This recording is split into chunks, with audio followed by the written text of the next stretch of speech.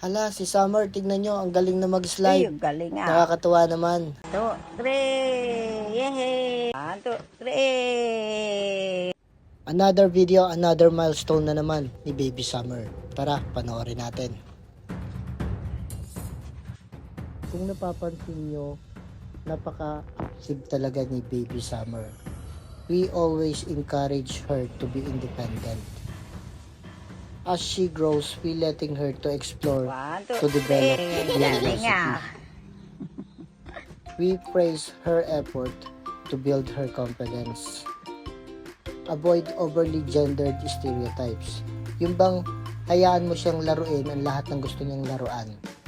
Bola, trucks, doll, kahit anong laruan pa yan. Dahil sa totoo lang, wala naman talagang gender ang bawat laruan.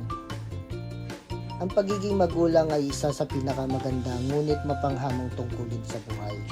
Ganun pa man, marami tayong natututunan sa hamon ng buhay.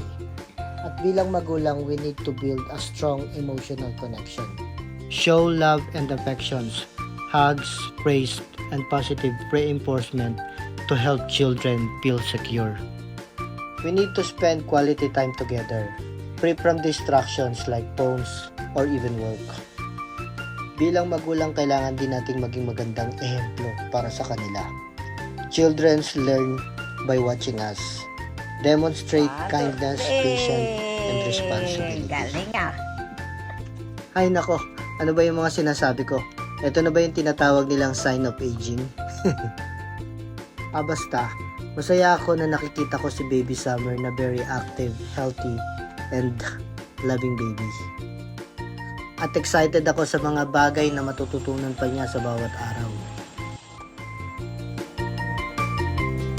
Ay, galing nga.